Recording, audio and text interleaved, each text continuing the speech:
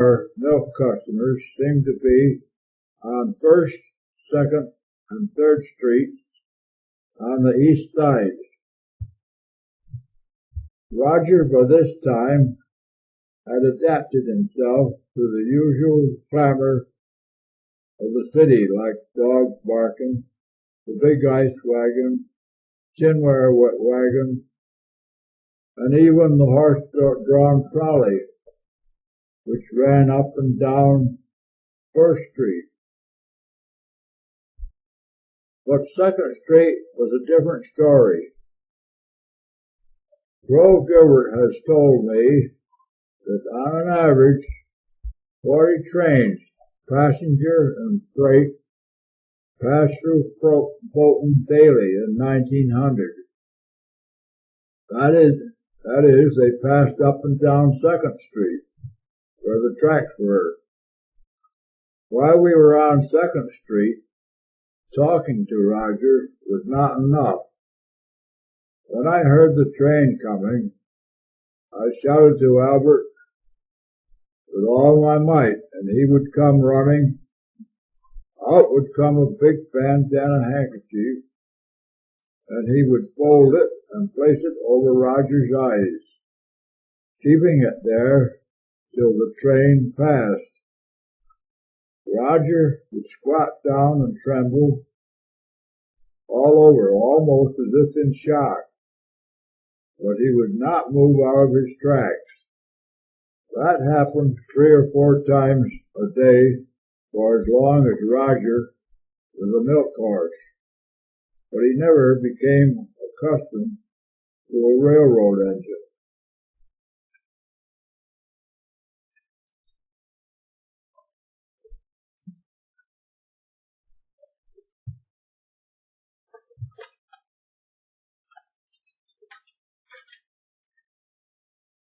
So on a typical school vacation day, the milk has been delivered, and Roger, without guidance from us, has turned the wagon about and headed for the Port's grocery on Oneida Street, where he knows Albert will stop for a few groceries. Albert comes out of the store with a bag of roasted peanuts, and with our feet hoisted on cans in front, we sit back and munch peanuts all the way home. Going home, we let Roger choose his own gait. With little attention on our part, he will walk to the top of Oneida Street Hill by the old Methodist church, then go into a slow, smooth pace all the way down grade to Kenyon Hill at Waterhouse Creek Bridge. From there, he will walk briskly home, where he knows dinner will be waiting in the manger.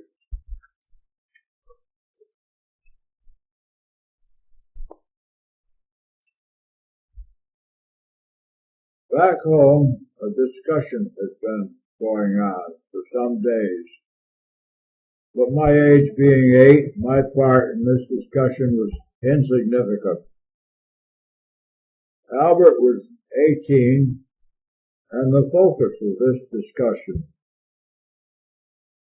In farm papers and in Grange, father and he had learned of short courses in animal husbandry, dairying, and so forth at Cornell University.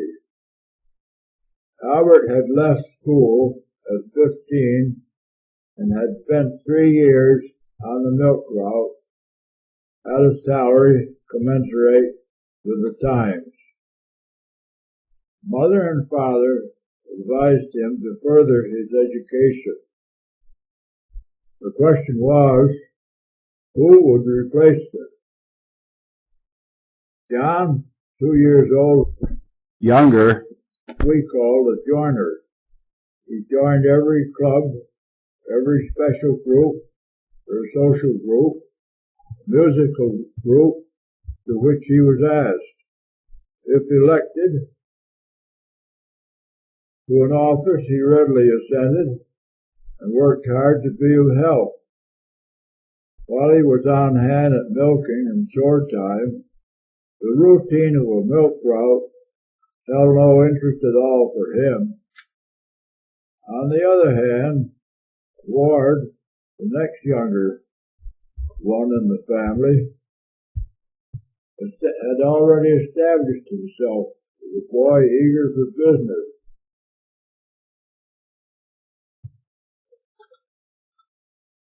He already had an egg business. He had, with the help of others, built a hen house, and he had, so they said, 400 laying hens. My brother Lester fed the hens. I gathered the eggs, Ward packaged them and sold them. Ward was all too eager to take Albert's place on the milk route. Mother and father didn't feel comfortable about this, but Ward was not easily dissuaded. At any rate, he took over the milk route as my father's employee. While the business had doubled, it was small in Ward's estimation. He persuaded father to let him buy other routes and become an equal employee equal partner rather than an employee. This meant enlarging the milk plant, a new steam boiler, better equipment, more horses, and a big new milk wagon that required a big strong team. Also more hard help. But Roger and I didn't get a vacation. Father and Ward had contracted more milk from dairy farms, and in no time I was going night and morning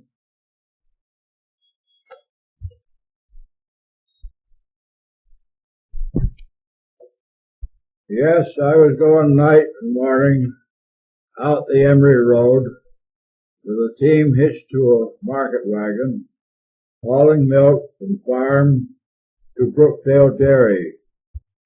Lester, 2 years younger than I, was using Roger on a one-horse rig to farms on the road to Bowen's Corners. You may wonder by this time what my two sisters, Helen and Florence, and a still younger brother, Arthur, was doing. Well, with 8 kids and a hard man or two who lived with us, Mother and the 2 schoolgirls had plenty to do. Art, 4 years younger than I, helped when and where he could, and often rode with Lester and I as we went after the milk. By this time, the ice water tank with cans in the milk wagon, as well as the delivery cans, had been done away with. The milk was cooled and bottled from the plant, placed in cases, iced down, and delivered in bottles from the wagon. However, as yet, refrigeration had not come to Fulton, or not to the home. Ice wagons were on the street delivering ice. In this way, our little family business went along smoothly. There were incidents like runaway teams, accidents, so forth, but by and large, nothing disastrous happened. Money was plentiful. We were well clothed, fed, our teeth and health looked after, taken good care of. Bolton, of course, was an industrial town. The woolen mills, several paper mills, feed and flour mills, so most of the residents were low-paid, blue-collar workers. They had become accustomed to finding their milk on the front porch before they went to work at 7 a.m. This meant that the milkman must set his alarm for 2 a.m. to get the milk bottled, the route horses fed and harnessed, ourselves fed, and on our way. Lester and I took turns helping to do this. But after the route wagons left the plant, we would go back to bed and sleep till 5:30 or 6, when we were aroused to eat, harness, and be on our way to the farm to collect the morning's milk. In the evening, we would do the same thing with the night's milk.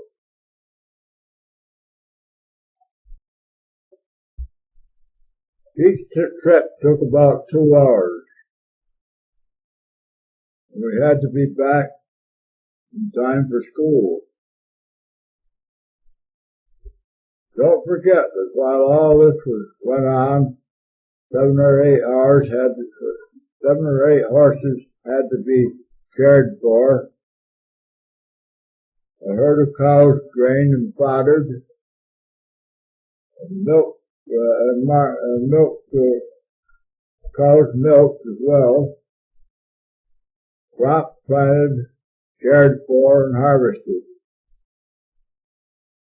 In retrospect, I believe both mother and father felt we were all working too hard and too long hours.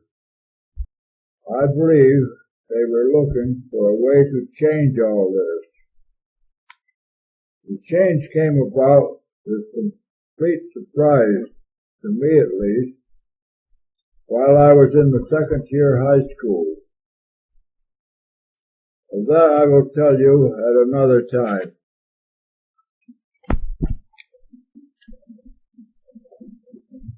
I mentioned a while back in my story that occasionally we did have runaways.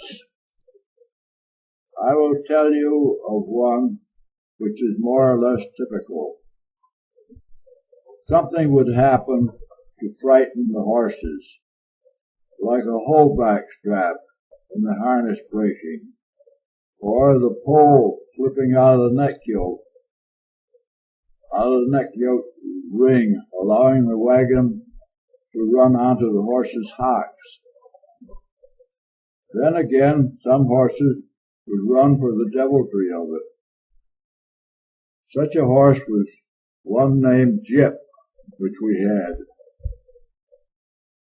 They gave me Gyp hitched to a green colt to gather the milk out the Emery Road. Gyp soon taught that green colt all his tricks. Often I had a rider with me who liked to take the 7-mile trip. On this particular night, it was a high school girl, a friend of mine, who stood waiting at the corner for me. We went along out, talking, laughing, and turned in at my first stop, Sykes Dairy.